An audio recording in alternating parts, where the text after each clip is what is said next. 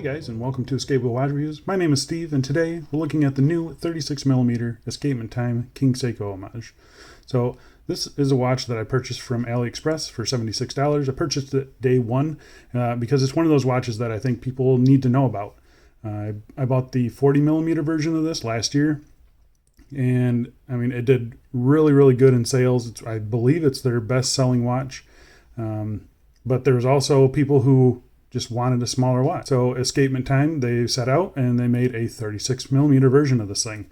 Now, if you look online, you'll see that it is heavily advertised as a women's watch. And that kind of goes with this white strap that they have here, which we'll talk about later on. But I do think that a lot of guys are going to like this watch, especially in the size. So for under $80, you get a 3/16 stainless steel case. It's fully polished. We'll talk about that later. You get a sapphire crystal screw-down crown, screw-down case back, 50 meters of water resistance, and a Seiko VH31 sweeping quartz movement. So is now the time to get this watch? Yes, definitely 100%. Just do yourself. If you're waiting for that smaller watch, go and buy this thing. But before I convince you that you really need one of these, quick wrist check for the day, wearing my Baltony Dirty Dozen watch. Really like this watch. Completely different from this one that we're reviewing, but yeah, do really like it. Anyway, let's get into it. So first things first, the dimensions. I mentioned this as a 36mm watch. It's listed as 35mm, but it is definitely 30. I mean, it's 35.9mm diameter, 9.4mm thick, so nice and slim, 18mm lug width, and an overall case length of 41.1mm. So it is nice and compact, really close to the original size that this watch is paying homage to. So I like the case profile on it. It does have just a little bit of curve down there, but because it's only 41mm lug to lug, this thing's going to fit pretty much any wrist size. I don't think it looks out of place on my 7.5-inch wrist, maybe just a little bit small, but I really don't think so. And then it's going to fit right down to a 6-inch wrist easily. So yeah, I think this is going to fit a lot of people, and it's going to look good on a lot of wrists. So I'm going to go outside right now and throw it on the wrist for you. And here we are on my 7.5-inch wrist. And as you would expect, it does wear a little bit small, but I don't think it wears too small. I can definitely pull this off. And the fact that it sits so low on the wrist, I mean, it just looks great. And you can see I already swapped the white strap out for this black one that kind of lifted off of my Sagesse. Yeah, I think it does look a lot better than the white one, personally. But we'll talk about the white strap here in a little bit. Don't have any sun today, but as you can see, I mean, just the light play off those hands is just it's pretty incredible. I think it looks really good. There's that blue second hand there. We'll talk about that again. But yeah, I mean, this thing is just extremely light, extremely comfortable, and yeah, it just wears really nicely. I do really like it. I'm gonna go throw it on a couple straps and we'll get back to it. And here it is on a brown leather strap. This is a Rally one. Obviously I wouldn't put it on this strap normally, but my options are limited. Just to give you an idea of what a brown strap would look like on this thing, I think it looks really good.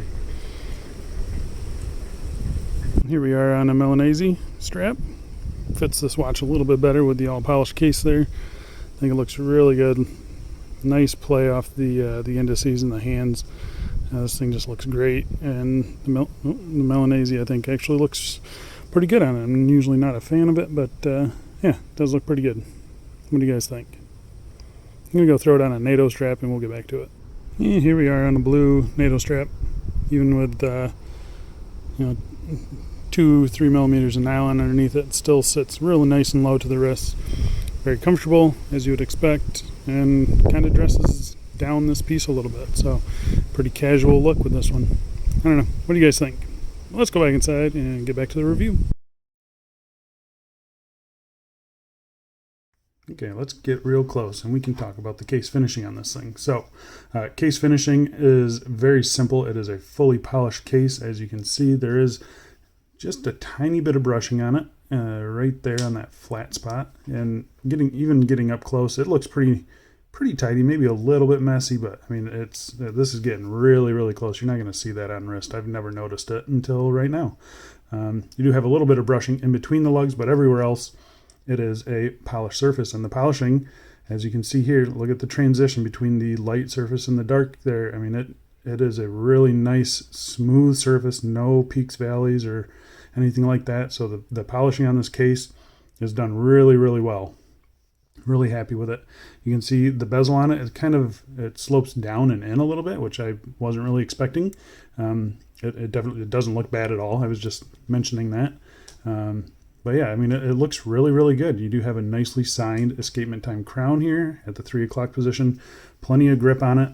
It is a screw down crown. We'll talk about that in just a little bit. The other side of the case here, again, still really nicely done. Really nice lines on this case. It's very, very cool.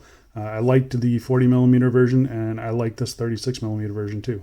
The case back on this is just your typical escapement time case back. So circular brushing, got the escapement time logo there. Just a simple tools to get into the case back if you ever need to. Bottom side of the lugs are a polished surface, and even under here, I mean, they're still really nicely done. Yeah, something I wouldn't really care about, but just thought I'd mention it.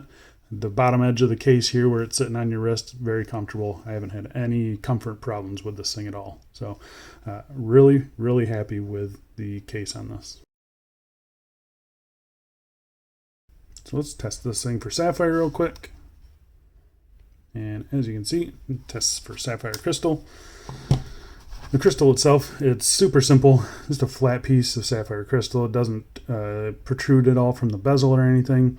There's no curvature to it. It's got maybe just a tiny slight chamfer that you don't even notice on it.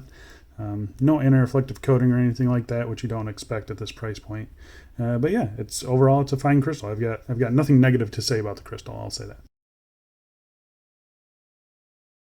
So let's talk about the dial on this thing. So I'm going to pop up a shot of all the different colors you can get it in. So you can get it in yellow and pink, this white version, light blue, dark green. Yeah, plenty of options to choose from. The only thing to mention really is that this white dial version is the only one with the blued second hand. All the other ones just have a silver second hand. So just keep that in mind. But we'll get real close and talk about the dial because I do think it is the kind of star of the show on this thing, although I do really like the case. But the dial, it's done really, really nicely. It's a matte cream dial. You can see the color against my white gloves there. So it is a cream color. It's not a stark white, which I really do like. The indices are done extremely nicely. You can see them. I mean, we'll get real close and just look at the polishing on that. There's no fluff or anything underneath the dial. This thing came in just spotless, absolutely spotless. You can see the blued second hand there. Looking really good, ticking at 4 ticks per second. The hands on this thing, I mean, just look at those. Look at these hands. I mean, those are for $76. I mean, those are extremely sharp, extremely nicely polished too.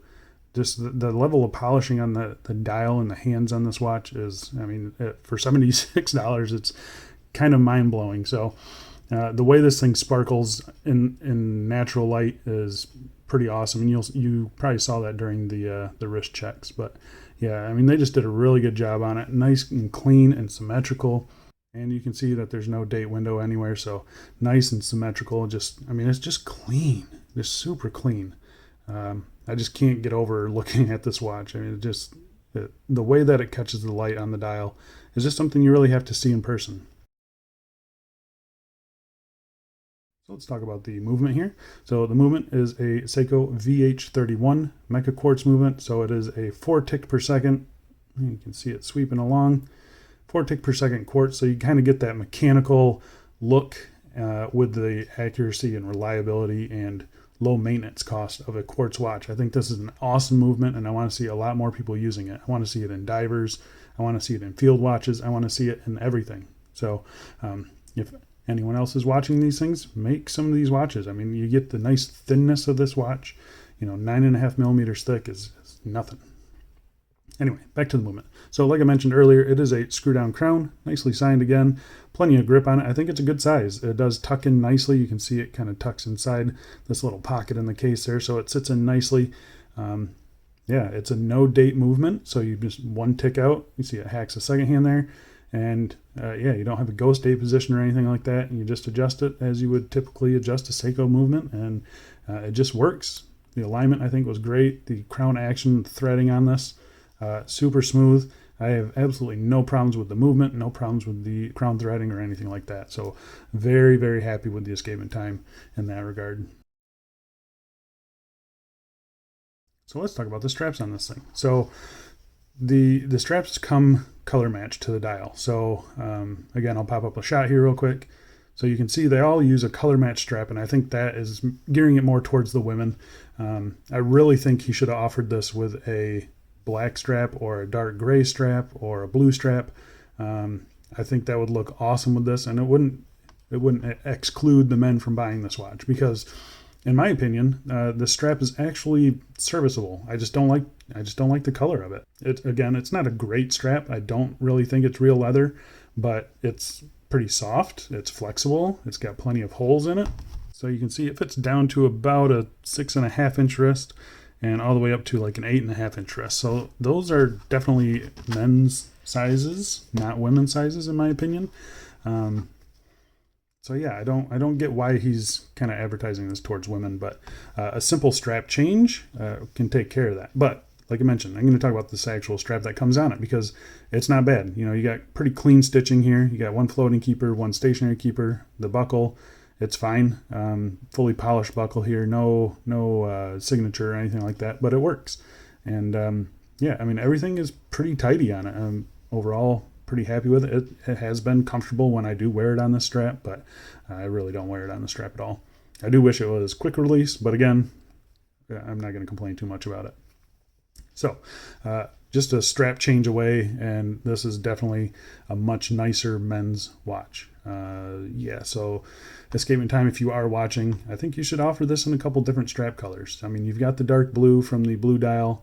Make a black one with some cream stitching. I think that would be awesome. So there you go, guys. That is the new 36mm Escapement Time King Seiko Homage, and I think you should go and buy it. If you bought the 40mm version one and you always thought it maybe just a little bit too big, go and get this one.